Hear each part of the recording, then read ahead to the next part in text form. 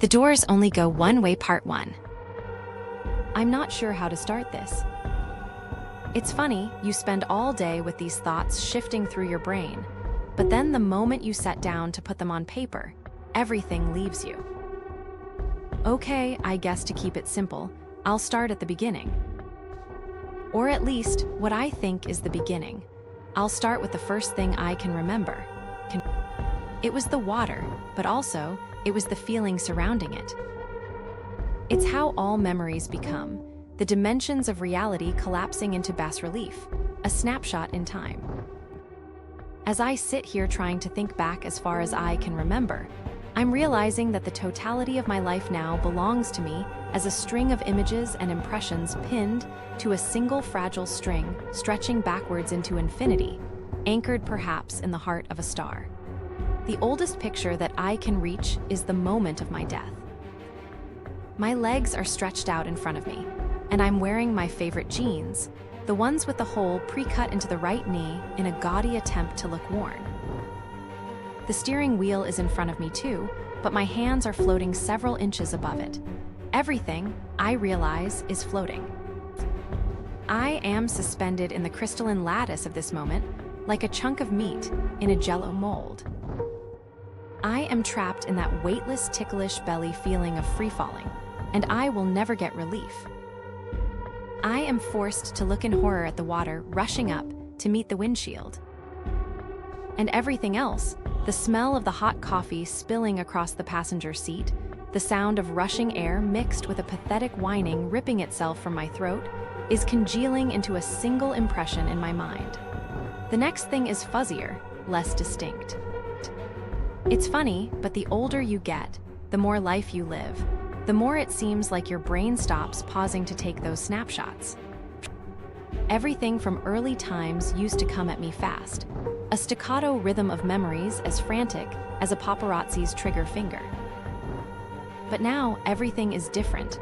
It feels like each new memory is a sacrifice. I once had a coworker, I think he was a coworker. He might have been my uncle, or tell me that his mind was like so many penguins squeezing onto an iceberg. Every time a new penguin jumped up, it pushed another one off. That is what life is like for me now, an endless exchange of penguins while I desperately clutch to the few things that once held meaning. But I'm getting distracted again. The next thing, that was waking up in a hospital bed. I can remember the feel of the too stiff industrial cotton under my fingertips and the pounding in my head.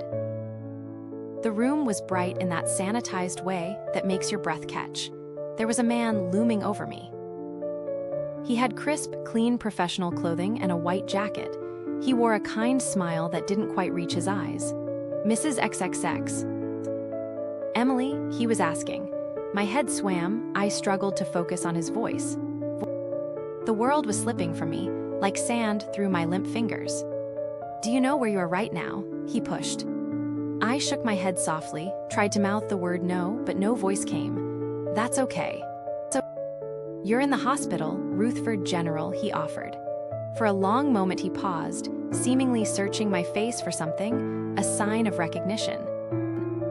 When he didn't find what he was looking for, he continued. "It's Tuesday today. You've been asleep since you were brought in last Friday. You were in an accident, nearly drowned. Luckily, someone spotted your vehicle and was able to get you here. You're lucky to be alive." I shook my head numbly. His words were all there, but I struggled to make meaning from them. All the components made sense. Hospital, car, drowning, but I couldn't piece them together to lay them on the larger backdrop of my life. I realized with a start that I couldn't remember who I was. Evidently seeing the terror in my eyes, the young doctor reached out to grab my hand where it lay numbly at my side. "Hey, it's okay. I'm sorry, I know that's a lot to take in. For now, just know that you're safe. You've got a long road ahead, but you'll have support every step of the way." I swallowed heavily and nodded, tears prickling at the corner of my vision. And that's it, the little stage play in my mind fades to black with the stabbing globus sensation rising high in my throat. The next pieces are better. little photos of me, surrounded by friends and family. There are yellow carnations on the table beside my hospital bed. Someone said they were my favorite from before. I think that makes sense, perhaps still does, I don't know. Something yellow at least, chrysanthemums, because I like the name. It doesn't matter. In the pictures I'm smiling because I've gotten my memories back. At least, I think that's what's happened. I can't recall the memories themselves. I just know I had the feeling of remembering in those pictures. I remember the sensation of slipping back into my skin like falling into a warm bath, a balm for the previous soul-deep ache. But now I'm looking at the pictures again, and I can see the outlines of the figures around me, but the faces are blurred and oh God. I can't remember their faces, my own parents' faces, oh my God. No. This is why I'm doing this. I'm keeping a record here, something immutable, something to anchor myself to in this storm. Here, in this place, in this time, the internet is forever, right? I've heard it said that one technique people will use when attempting to lucid dream is to write something on their hand. Throughout the day, you must tell yourself to look at the word, read it, and assure yourself that you're still awake. In your dream, this should subconsciously prompt you to look at your hand, except you won't be able to read it. This asterisk supposedly will make you aware of the dream and thus able to control it. The trouble is, I can read in my dreams. It's just that the words keep changing when I glance away from the page.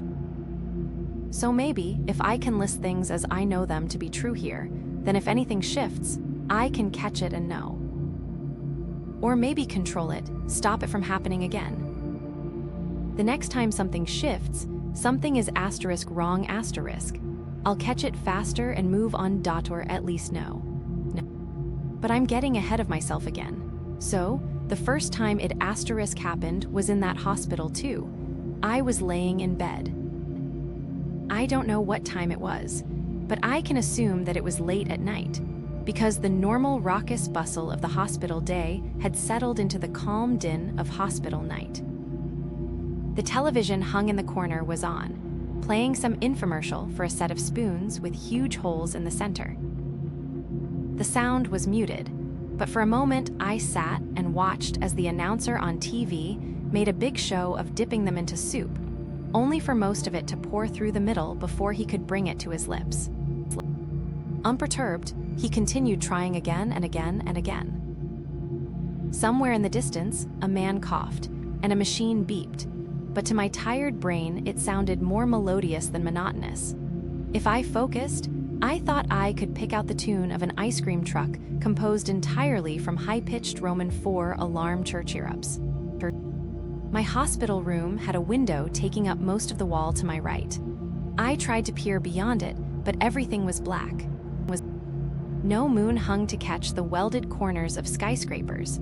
No headlights of cars reached their greedy fingers through the gloom, not so much as a phantom reflection from inside the hospital room itself. Just pure inky black. I have to get out of here, I thought, and the terror was fast and ice cold and unforgiving. The first touch of my bare feet on the floor was torture. Weeks in a hospital bed with little sleep and even less food had left me weak. I remember the way the hospital gown clung to my pitiful frame as I stood, legs quaking beneath me, holding on to an Roman IV pole for dear life.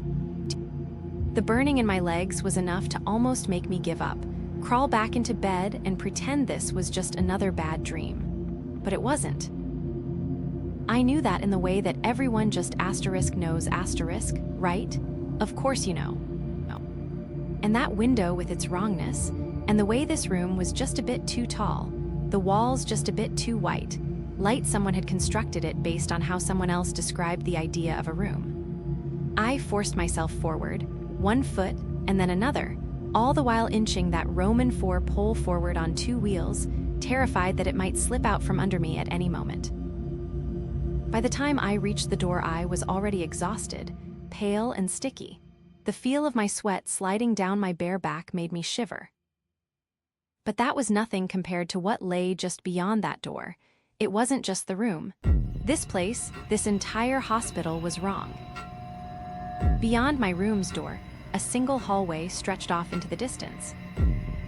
The walls canted at odd angles, coming together in seemingly impossible patterns, stretching here and thinning there, as if reflected in a funhouse mirror. No lights were on, save for the single green exit sign that hung above the solitary door at the end of the hallway, its phosphorescent glow casting everything in sickly sharpness. With a grunt of effort, I forced my protesting body forward. There were no other hospital rooms, but etched along the walls here and there I could make out the faint outline of a door frame. More than once I passed a picture frame hanging on the wall, but instead of some generic hospital art of a flower or a rainbow, the frames were empty.